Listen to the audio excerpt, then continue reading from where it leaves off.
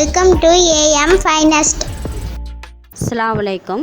அனைவருக்கும் பக்ரீத் பெருநாள் நல்வாழ்த்துக்கள். இன்றைக்கி என்ன பார்க்க போகிறோம்னா கிரன்ச்சியான சாக்லேட் பிஸ்கட் பார்க்க போகிறோம். அது எப்படி பண்ணலாங்கிறத பார்க்கலாம் வாங்க.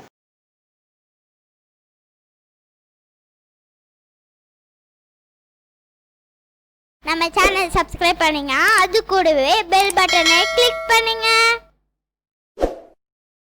ஒரு பவுல் எடுத்துருக்கிறேன். அது 100 கிராம் பட்டரை எடுத்துருக்கிறேன். அந்த பட்டரை அதில் போட்டுடலாம். இந்த ஸ்பூனால் 1 ஸ்பூன் சுகர் பவுட்ரு பண்ணி வச்சுருக்கிறேன். அந்த சுகரையும் அந்த பவுலில் போட்டுடலாம்.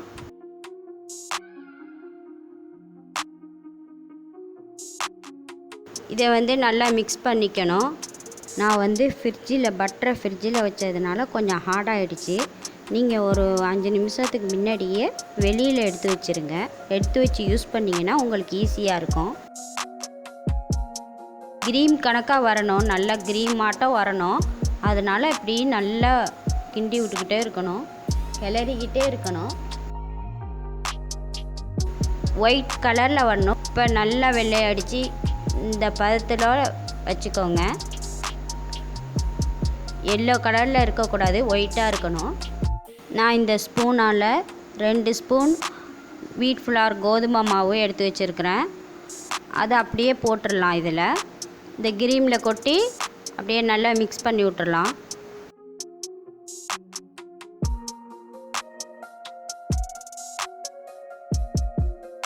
இந்த ஸ்பூனால் 1 ஸ்பூன் நான் கொக்கோ பவுட்ரு எடுத்துருக்கிறேன். இந்த ஸ்பூனால் சின்ன டீஸ்பூனால் 1/4 ஸ்பூன் பேக்கிங் சோடா போட்டிருக்கிறேன். இதையும் அதில் ஆட் பண்ணிடலாம். சால்ட்டு 1/4 ஸ்பூன் போடணும். இப்போ இதை எல்லாத்தையும் நல்லா கலந்துக்குவோம், மிக்ஸ் பண்ணிக்கலாம். இது கெட்டி இல்லாமல் நல்லா கலந்துடணும். இந்த பிஸ்கட் நல்லா டேஸ்ட்டாக இருக்கும். இந்தமாரி கையை வச்சு நல்லா பிணைஞ்சி மாவு பிசைகிற மாதிரி பிணைஞ்சிக்கோங்க. இந்தமாரி சாஃப்டாக வந்துடணும் மாவு. கொஞ்சமாக எடுத்து மாரி ரவுண்டாக தட்டி லேசாக கையில் வச்சு அமுக்கி எடுத்துடணும். தட்டி இதுமாரி ஒரு பிளேட்டில் வச்சுக்கோங்க.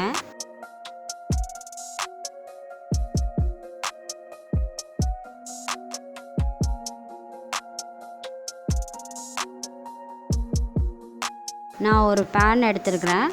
அதை லோ ஃப்ளேமில் வச்சு 5 மினிட்ஸ் ஹீட் பண்ணிக்கலாம். நான் இப்போ ஒரு இட்லி தட்டு எடுத்துருக்கிறேன்.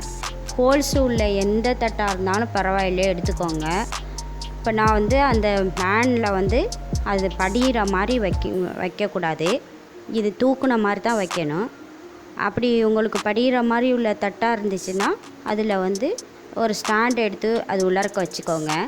இந்த தட்டை பேனில் வச்சு மூடி போட்டு 15 மினிட்ஸ் வேக வைக்கணும்.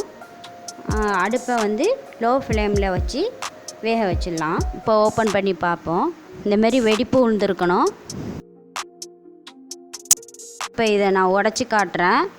இப்போ நல்லா கிரன்ச்சியாக இருக்குது பாருங்கள். இப்போ இது நல்லா மொறுமொறுன்னு இருக்குது. இது நீங்களும் வீட்டில் செஞ்சு சாப்பிட்டு பார்த்துட்டு ஷேர் பண்ணுங்கள். சப்ஸ்கிரைப் பண்ணாத நீங்கள் சப்ஸ்கிரைப் பண்ணுங்கள், லைக் பண்ணுங்கள்.